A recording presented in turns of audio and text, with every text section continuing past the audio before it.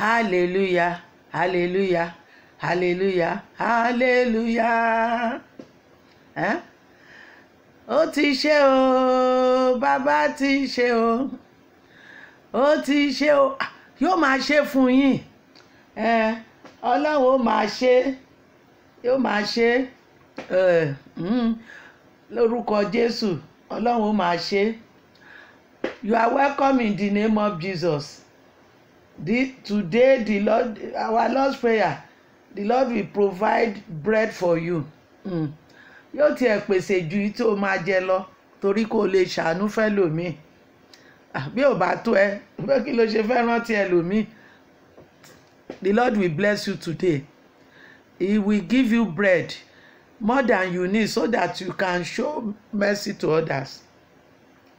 Deuteronomy 15. God said, I will bless you so that you can bless nation. God will bless you. Today is Wednesday. People will be praying everywhere.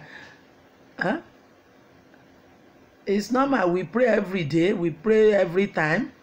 We encourage ourselves to be in the spirit every time. Our topic today is that I will pay the last as I pay the first. I'm in the book of Matthew chapter 20. You know the story. Bible readers will know the story. Rírí ṣe lóhùn mi, má sì mí àrí ṣe. Rírí ṣe lóhùn mi, má sì mí àrí ṣe. Má fà ìrí ṣe mọ́ o, má fi ṣàdánwò. Rírí ṣe lóhùn mi, kí n sì mí àrí ṣe. Father, I want to prosper. I want to be successful always. Do not allow me to fail. Holy Spirit, help me not to fail. You won't fail. You won't lose your capital. You will even you will prosper. Hallelujah. Because that is where God will take glory. Àṣeyọrí yẹn lọ́lọ́run fi ń gbògo. Ó ṣàṣeyọrí. Ó ṣàṣeyọrí. Ó ní kùnà. Ó ní kùnà. Gbogbo èèyàn ni mo kí o. I greet everybody. You have to open your mouth and say it. Say what you want. Say what you want. Fill yourself with good things. Put Satan to shame. Màámi ní ẹni tó fẹ́ sun jẹ. Ẹni tó ní kó lọ kú sínú igbó. Ó ní tí gbọ̀nsẹ̀ bá ń gbọ́, ó ní kó yá já ewé sí ẹ̀bá ọ̀nà. Don't allow Satan to destroy your life. Rárá o, èmi ò rí ṣe ni. Torí Ọlọ́run ó bá mi níbi tó fẹ́. Ó ní occupy till I come. He will meet me doing work. He called people who are working. He did not call lazy people. And this story we are looking at today, he met them where they in the market, where they are looking for somebody to employ them. Not where they were sleeping. Ó lè máa sùn. Màámi máa ń sọ, ẹni alátìkè kì í gbélé, ẹni wọ́kọ̀ kì í sùn.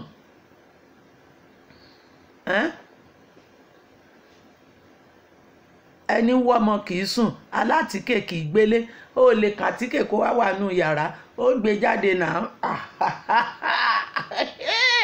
Àwa rèé o, we are available.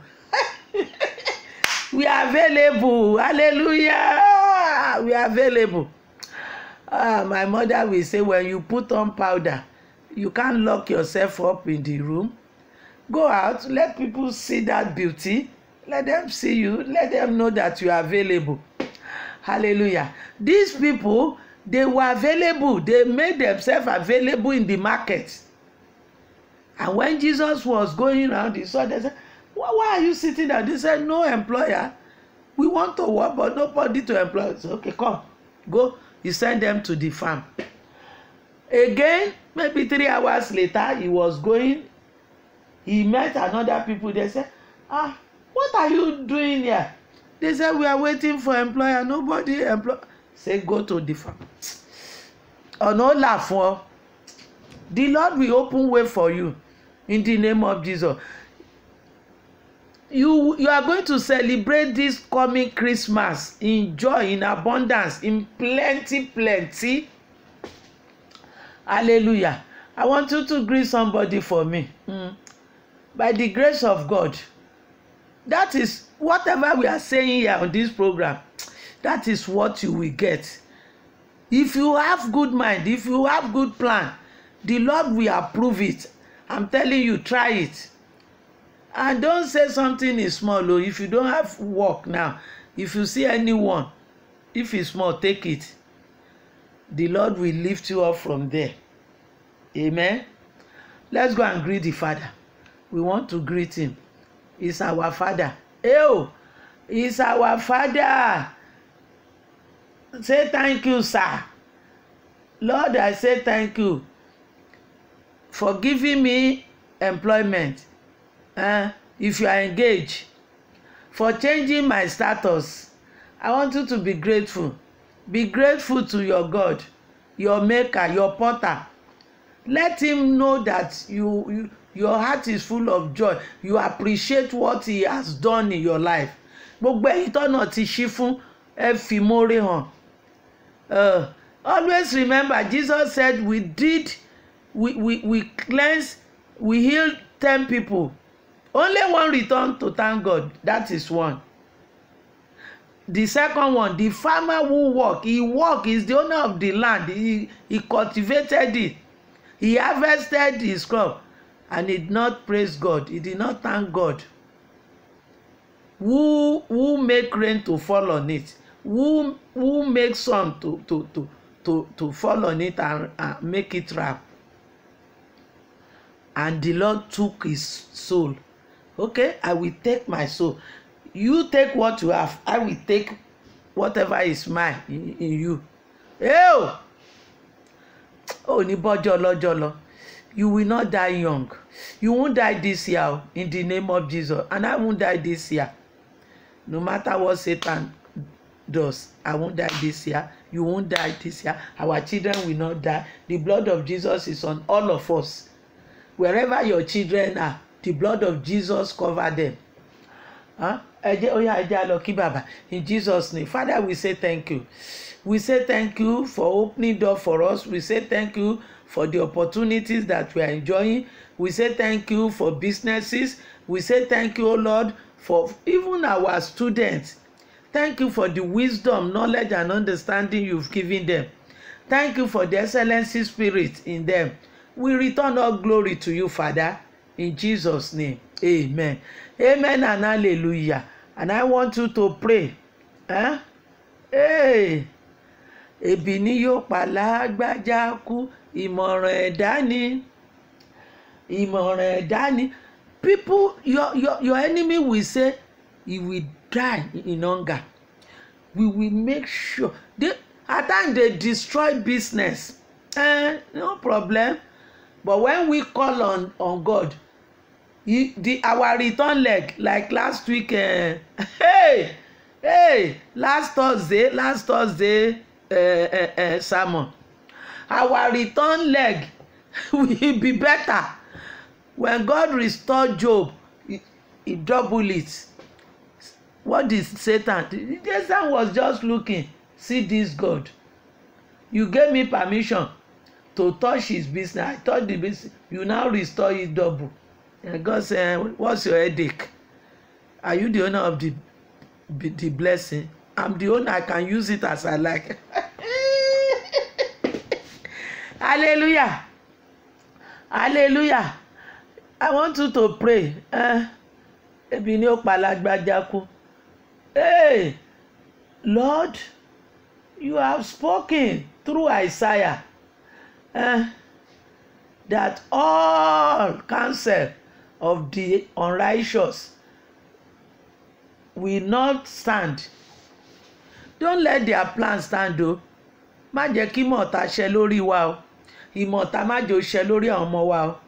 Èrò kérò tọ́ta gbà lórí wa kó dasán. Father, Lord, make it null and void. Just destroy their plan. Their witches for us. Destroy it, oh Lord. You have blessed us. And the Bible said, no, but Balaam, prophet Balaam said, whoever the Lord has blessed cannot be cursed. destroy curse over anybody here in the name of Jesus. Let's pray. Ẹ jẹ́ á gbàdúrà in Jesus' name. Oh Lord, our Father, we lift up our eyes unto thee. We know you are able, you are dependable. Yes, you are trustworthy. You will stand by your word. You have blessed us because we believe in Jesus, who has given us, who has paid for our righteousness. We are blessed, we cannot be cursed. Hey, we have been enriched. We can never lack in the name of Jesus. You promise to supply us more than even what we ask. Father, we believe we will not lack. We will not lack. Children of the lion can lack. They can be crying for food. But we, your children, we will not lack. Thank you, Father. Lord, do it, O Lord. Do it, O Lord. Supply all our needs. Meet us at the point of our needs. In Jesus' name, amen. Lórúkọ Jésù, ojú òní tì ọ́, òní tọrọ jẹ, òní tọrọ jẹ, òní ráre. Ẹ já lọ sínú ọ̀rọ̀ Ọlọ́run. Gbogbo àwọn tán ní ojú máa tì ẹ́ lójú ó tì. Ojú ó tì wọ́n mọ̀nà nígbà ẹni tán ní kò lè pàgọ́ tó bá ń kọ́lé aláruru. Wọ́n ló lè ṣe nǹkan kan. The story remind me, hallelujah, of able people. Able people who are working and they have nothing to show for it. Dídá fámákò iṣẹ́ la rí àrówó. Jesus said, I will pay them equally. I'm the owner of my business. I have the right to use it as I like. And he paid them. Hallelujah. Kìtàkìtà kọ́. Ọlọ́run ó fèrè sí iṣẹ́ yẹn. Ó bá máa ta ògì. Ó bá máa, whether you are selling maize, you are selling pipe, you are selling cocoa, you are selling rice, you are selling clothes, whatever you are selling car, the Lord will bless your effort. He will crown it with success in the name of Jesus. He will increase that business for you. God loves people who are hardworking. Hallelujah. Mo ló ní tọrọ jẹ lórúkọ Jésù, ò ní tọrọ jẹ.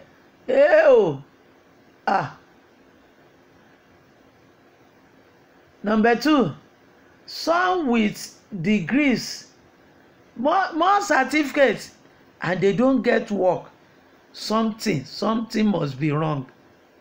And whatever is wrong, God will correct it this morning. Hello? If we see any of your children that are not working, I pray in the name of Jesus, by the anointing upon me, the Lord, doors are opening for that child in the name of Jesus. Doors of opportunity are opening right now for those children in the name of Jesus. Ọ̀nà ó là fún wọn, ọ̀nà kì í dí mọ́jọ́ kó má là. Ọ̀nà ó là fún gbogbo àwọn ọmọ tó ń wáṣẹ́, kì í sì ṣe iṣẹ́ nìkan o. Ohunkóhun tó ń retí ìrànlọ́wọ́ Ọlọ́run tó ń wá àánú fún. Anything you have been praying, you have tabled before the Lord. Hezekiah brought that letter before the Lord, and the Lord answered immediately. God will answer you. He will answer you this morning. He will open door for you. He will show mercy on you. He will send help to you in the name of Jesus. Hey, I know you are next. Number 3, your zeal is very, very important. It's the recommendation that you will need. Your zeal. You must not be lazy. Jesus met them waiting for employer. They were not in the Ludo or draft, or are you?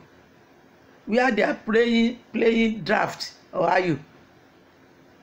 They were in the market. They were available. They were ready to work, eager for employer. Hallelujah. You need to shake off laziness.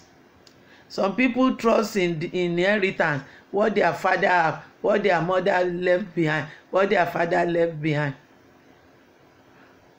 Ó ní ìyà ń bọ̀ fọmọ tí ò gbọ́n, ẹkún bẹ fọmọ tí ń sá kiri. Má fòrọ̀ ṣeré ọ̀rẹ́ mi. bó bá rẹ́ni fẹ̀yìntì bí ọ̀lẹ lèèyàn rí, bó bá gbójú lógún òṣì ta ọ́ tán. If you trust in inheritance, he said you will be poor. That poverty will reign in your life, will sit with you. Be like Solomon. He meant inheritance, but he worked. Go and read it. He worked. He was sending boats, sheep, to Hiram. Owó tá a bá ń lé tá a ṣiṣẹ́ mọ́, owó náà ni ò parun. Ogún náà ni ò parun. Ogún tá a bá ń lẹ̀ tá a ṣiṣẹ́ mọ́. Ogún tó bá ń lẹ̀ tó tún ṣe tó ṣiṣẹ́ mọ́ tó tún ṣe. Bóyá ilé ni tó tún lé yẹn ṣe tó tún ṣe, yóò tún mówó sí. Hallelujah. Ẹ̀rẹ́ bí wọ́n bí ẹ̀yin tẹ́ ń ṣe bí yín jàtijàti. I read this sometime. I won't mention name. It's in Abeokuta. They now put a house. They said, look at this house. They mentioned the owner. Very important personality when he was alive. They said, where are the children? They show another house. They said, look at this one. They are maintaining it. The owner too have died. But the children, the grandchildren, they are still maintaining it. But this one, they said, broom sellers are staying there, hiding there. Nobody is dilapidated. Oh, àkókò ń lọ. You have to be, that's your recommendation for increase, for promotion. Even in the office, if you are skilled and you are not prompt and you are lazy, who will give you promotion? But when you are skilled and you are zealous, you are hardworking, you are prompt. Hello? Oh, people don't mind their business. When Jesus paid those who he employed first, and he paid the last one, Oga, why did you pay us the same? They don't mind their business. Thank God. God will not listen to my mocker. He will not listen to your enemy. He won't listen to my enemy. He won't listen. He will not listen to them. He said, what's your business? Don't I have the right to use my property as I like?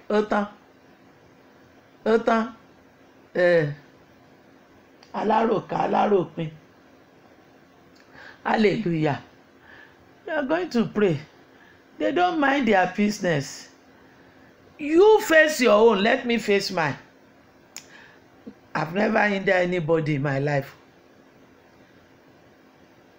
Don't stop anybody. Don't say don't give her, don't give him. God will be with you. God will give you your own blessing. Use your own, monitor your own blessing. Increase it, multiply it. And you start peeping. That one is using Jeep. He's wearing this. Gucci. He's wearing Gucci. See, he has Victoria. This. Wear what you like and wear what you have today. Tomorrow, the Lord will change your wardrobe. If you don't have car today, you will have car before the end of the year. In the name of Jesus. Let us pray. Hey, and don't kill yourself. Hey, somebody have 5,000 in his church. Hey, somebody say he has 500 in his church. Hey, somebody say he has 300. Hey, somebody. We are going to get the same crown. Hallelujah. The same crown. We are going to have the same crown. I said it last week. My own crown is my crown. It doesn't fit your head. Yours cannot fit my head. And I won't allow anybody to wear my own. And I'm not interested in your own. Let us pray. adé tèmi èmi ní dé ẹlòmíì ò ní dé ìdí tí ń ṣe múra sí iṣẹ́ mi nìyẹn iṣẹ́ tara mo múra sí ọlọ́run dìídì sọ fún mi ni pé kí n má ìfiṣẹ́ ara sílẹ̀ Reverend Wálé ẹlẹ́rìí mi ọwọ́n nìkan tiẹ̀ kọ́ mo tún sọ fún Papa Hallelujah pé mo mà lálàá báyìí ọlọ́run ní kí n má ìfiṣẹ́ mi sílẹ̀ Hallelujah bọ́lọ́run bá sọ fún yàn pé kó fi iṣẹ́ ara sílẹ̀ kó fi ilẹ̀ yóò máa bọ̀ yóò máa bá ìní ẹ̀ pàdé bó ó dìídì sọ fún mi pé nígbà tó bá yá lọ́wọ́ yóò wà pẹ̀lú wa ẹ jẹ́ gbàdúrà ó lè ṣaláìní ibi ò lè pẹ́ ò lè ráre ọlọ́run mọ bó ṣe máa fọwọ́ tọkàn àwọn tó sì ń lò fún ọ kò ní tán lọ́wọ́ wọn wọ́n máa múnú owó ni lórúkọ Jésù wọn tiẹ̀ ní mọ̀ mi kì í fìnira ṣe nǹkan ò ní fìnira ṣe. Father, we say thank you, we say thank you, we say thank you. This give us comfort, even though we won't be lazy, but it give us joy that you are going to pay us in the name of Jesus. Not because of this environment. You are not looking at the environment. Because of our zeal, because of our faith, because we believe, and because we obey, you will bless us. Thank you, Father. And I pray for my people today, oh Lord, my Father, visit them. Visit them in their various markets, in their various offices, and promote them. You are the uplifter up of our head. Lift up head. Increase their businesses in Jesus' name. And I pray for Nigeria. Lord, intervene in our situation. Heal our land. Give us the man after your heart in the name of Jesus. And I pray for all nations. I pray for America. They've just finished their midterm election. Father, Lord, you have chosen those you have chosen. Be with them, give them wisdom and love to love others. In Jesus' name, amen. Amen and hallelujah.